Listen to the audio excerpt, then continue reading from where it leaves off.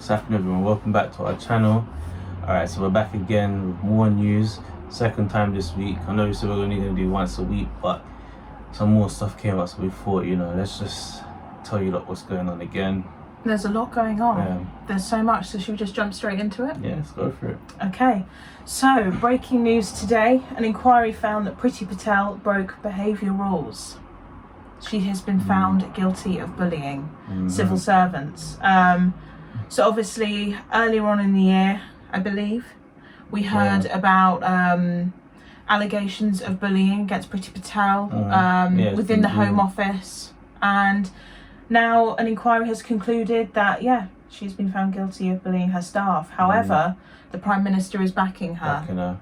So very controversial. Which is no surprise, Sorry, we've seen it happen this year with the likes of Dominic Cunnings, whereas they cover each other's backs. Let's be real. Like, it's no surprise to us. What I was just going to say quickly is my laptop's here and we've got all our info here. So if you see me looking down, I'm referring to the laptop. Yeah. But is it a surprise that the Prime Minister has? Yeah, it's like an auto cue.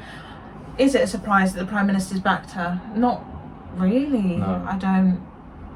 I don't think. I mean, it's quite shocking in my opinion. I mean, what kind of precedent does it send out there for people who are bullied in the workplace? It's going to send out this message that if you are bullied in the workplace, maybe the bully can get away with it. Yeah. I think that's quite a dangerous message. Yeah. And funny that it's anti-bullying week this week as well. It's bad timing. But I didn't even know. Yeah, so it says, where are we? Let's find a report that we can refer to. So there's been a lot going on this week. Okay, so this one's from BBC News. Yeah, so so we obviously had the news breaking that Preti Patel had been found guilty of bullying, and then in another turn of events, Boris Johnson's advisor on the ministerial code has resigned after the PM backed Home Secretary Preti Patel over a bullying inquiry. So Standards Chief Sir Alex Allen found that Ms Patel had broken the code governing ministers' behaviour, but the PM rejected his findings, saying he did not think Ms Patel was a bully and had full confidence in her. Ms Patel released a statement saying she was sorry that my behaviour in the past has upset people. Ministers are normally expected to resign if they break the code. So, I mean, Boris is ruling, obviously, that he's going to back her and stand by her. Obviously has resulted in Sir Alex Allen, I think one of his ethics advisors, to resign. It's pretty shocking. Yeah. I think it's pretty shocking. I think it's a terrible move. It sends such a bad message out about obviously taking bullying and allegations within the workplace seriously. I think it sends such a bad precedent out. And a big reflection on this government that we got, isn't it? That people elected for it. Yeah, it's almost like they're above everything. They can literally get away with everything. Yeah. And they're going to be backed, and I think that's a really dangerous message to send out there. I mean, for instance, the current situation we're in right now, the lockdown and everything, people didn't really have a choice. They say it's to obviously protect everyone, so to speak, but we know there's more to it. We can argue with them why it doesn't make sense. There's been people that's been telling them. I mean, Boris himself wasn't in favours of another lockdown, as you've heard him say in these press conferences already. So it's just these whole, because we've been hearing that he's had people around him pressuring him, so that's why it came to this anyway. I think there's a lot that goes on behind the scenes that we don't know about. I mean, I don't know. So there's been reaction to this news. The leader of the Liberal Democrats, Ed Davey, said Preti Patel has broken the ministerial code. The PM should have sacked her. It's the PM's job to set an example, but once again Johnson has failed. He seems to believe there is one rule for him and his friends and another rule for everyone else. Totally unacceptable. Yes, he walked off, didn't he? Who walked off? Is that the same one that you said resigned? Who resigned? No, that was the advisor. So I'm quoting Ed Davey, who's the leader of the Liberal Democrats, who's obviously quite rightly outraged. I'm outraged. I think it is crazy that she should get away with this, and the Prime Minister kind of ruled that the case is closed after obviously Sir Alex Allen has done this investigation. I mean, I don't know what that says to the victims of her bullying. Apparently she was found to be swearing, raising her voice in the workplace. That's just some of the allegations. And then when you see them going from meeting to meeting or wherever they're going to, she's got the biggest smile on her face. It's just like... Yeah, it's just, it's crazy. It sends a bad message out. I think it's just like, if our own Prime Minister can't hold one of his own staff accountable, one of his own ministers, senior ministers, she's one of the most senior ministers in government. Yeah. If he can't hold her accountable and take the right appropriate action, what does that say for other workplaces across the UK? Who, you know, workplace bullying is everywhere. Yeah. You know, it's a thing, it's everywhere, it exists. But what does that say if the Prime Minister can't hold his own minister accountable, even after she's been found guilty? You know, the investigation's been done, she's been found guilty, and this is what happens. Full protection, a small apology from Preti Patel, which just sounds manufactured and rehearsed. Again, rehearsed. We love saying that. That's just how it sounds. I mean, what does that say to the people that this has happened to?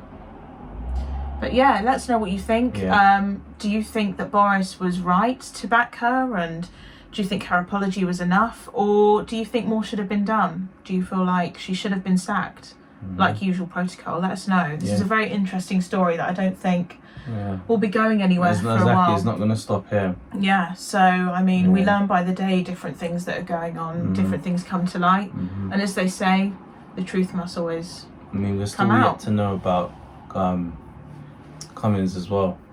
Well, that's another story, but I mean, he's gone. He's gone, but yeah, it's there's ridiculous. Still a lot of people don't know, so it's not fair.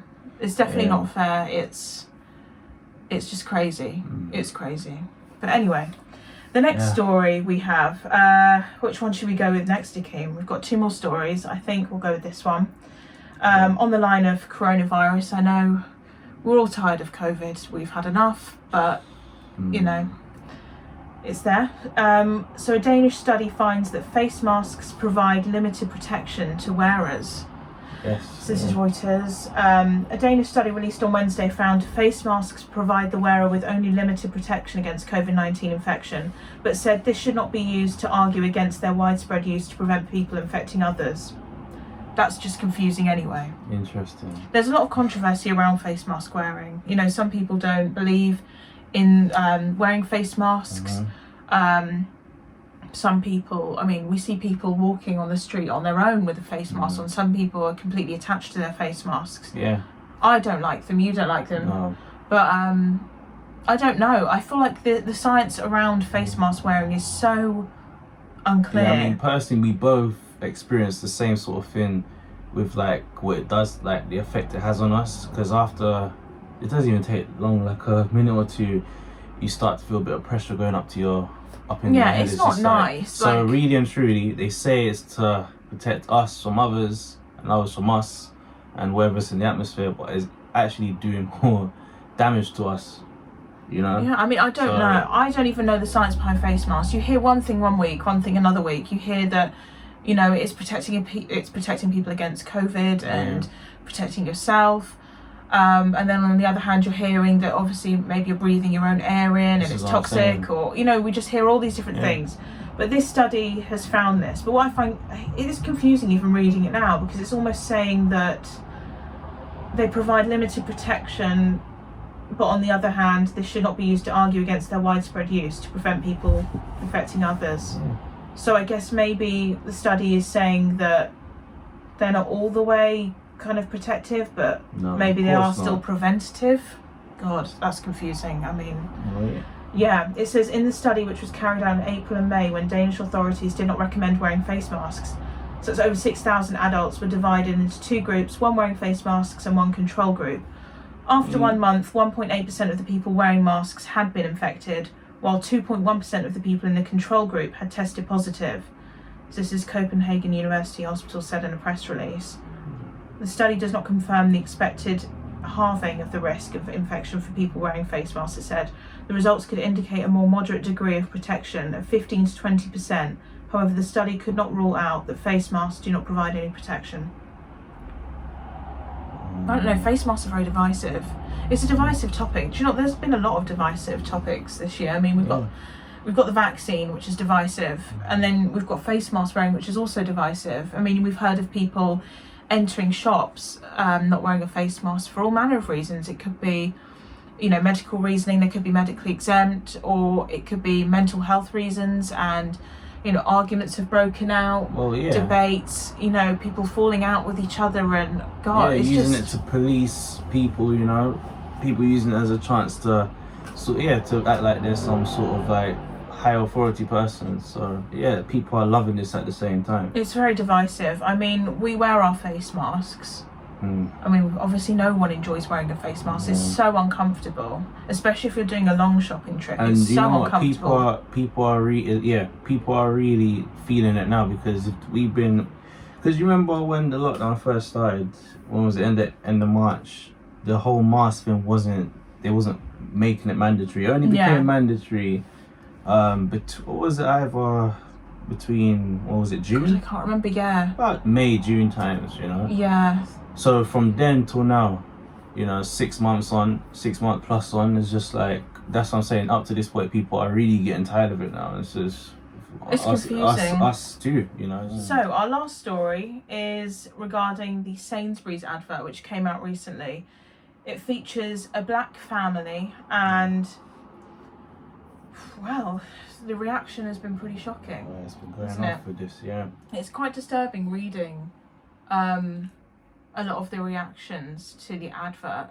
To say it's brought the racists out would be an understatement. Black Lives Matter, eh?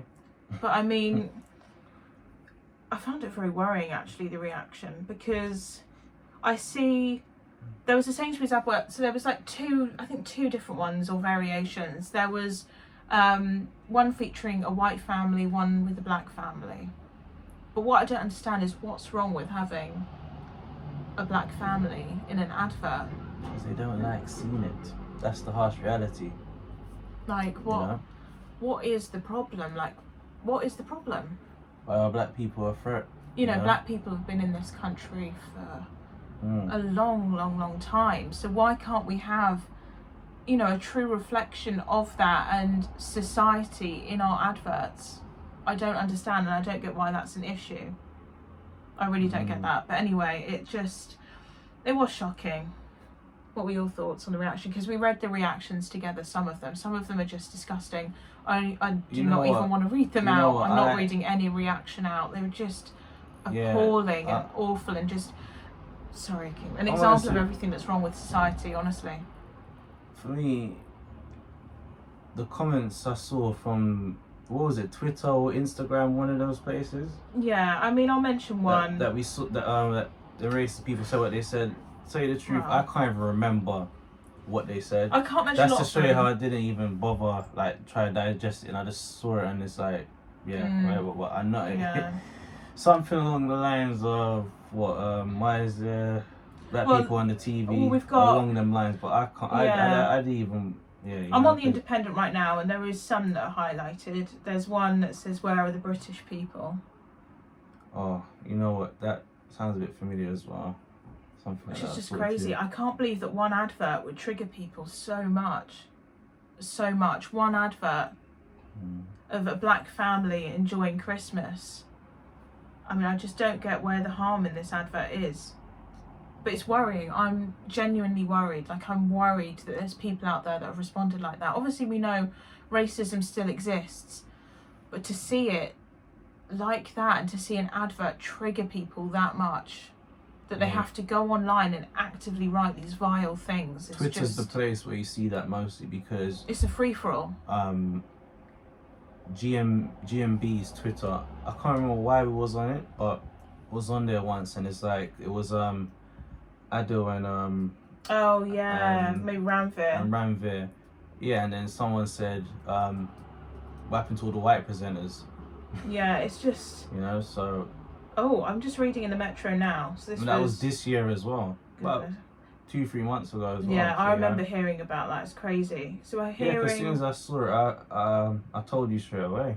So Metro, Sainsbury's Christmas advert, advertising watchdog rules out investigation and shuts down complaints after racist backlash. advertising watchdog, the ASA, has revealed it won't be investigating the Christmas Sainsburys advert. The supermarket giant received criticism from some shoppers online for not representing them after it featured a black family. But then, I mean, what happens then? It's like it's a double-edged sword, because if we just feature one ethnicity, then it's not. It's like everyone's going to complain. No one's going to see anything as fit or right. But I'm pretty sure I saw one with a white family as well. And the Sainsbury's one. Yeah. I mean, the advert absolutely shouldn't be investigated. That's absolutely correct. Why should it be investigated? What has it breached? What has it done wrong? It's breached no codes or anything. It's not done anything wrong. I just think it's terrible that it's caused this much outrage. Our human rights has turned into a crime scene. Yeah, it really has. So I can't believe it. I was shocked this week when I saw it. And adding on to that as well, big mistake from Tesco's. So obviously, oh, this is just crazy. From this whole Sainsbury's saga, Tesco's they took the black family. They didn't pull the advert down. They just took the black family out. Yes. So what you will see is, I think there's two friends. There's a white couple. There's different people featured in the advert, and there was meant to be a black couple. And obviously this week, one of the models has come out to say that her scene it was pulled. There was meant to be a black couple, and Tesco's have pulled it. I'm not sure. I'm trying to look if Tesco's have commented. So it'd be good if there is a comment if I look up. But yeah, so we heard that. Yeah. And that was shocking. I mean, why? People are saying that it's because Tesco's were worried. Here we are. There's a Metro article on it. People were saying that Tesco's were concerned about the backlash or something. I mean, we don't know how true that is, but we do know that the black couple were pulled from the advert, and they've gone ahead with the advert without them. And why is it not being shown on TV? No, it's crazy. We found this out on Instagram. It's crazy. So, yeah. So here we go. So I believe Tesco's has released a statement. I'm just trying to find the statement because I'd love to hear what they've got to say about this. Tesco denied that the actor's race had anything to do with the decision for them to be cut from the advert. So they've said, at Tesco, we believe that diversity in our business makes us stronger, and our advertising campaigns are designed to represent everyone, showing the breadth of the communities and customers we serve. Okay.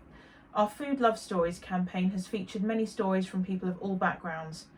Tesco explained that the company has spoken to Vanessa, who's the model, who we watched her video this week, about her involvement in the advert. We were sorry to hear that Vanessa was unhappy with the way our advert was edited, and we immediately reached out to her to explain the reasons and process behind the decision.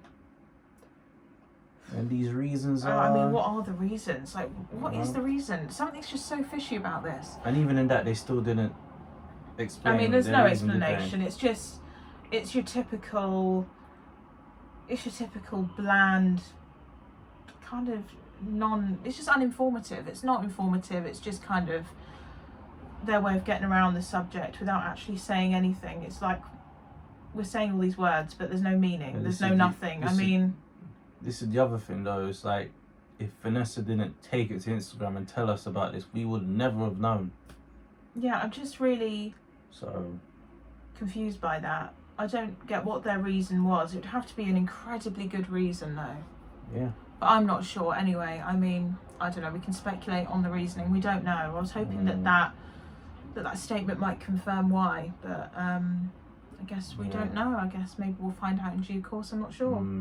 So yeah, a lot in the news, a lot going on, hence the fact that we came back with another video. We've decided that we're going to post kind of short videos sometimes, as and when stories come out that take our interest and that we feel like we want to speak on.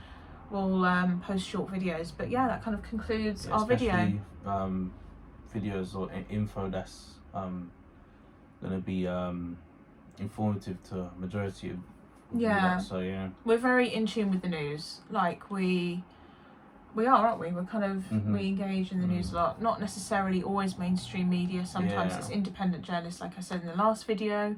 But yeah, it's all very interesting. And yeah, so comment. We want to hear your comments. What you think of everything we've discussed. I mean, there's a lot. There's been a lot going on this week. So just let us know.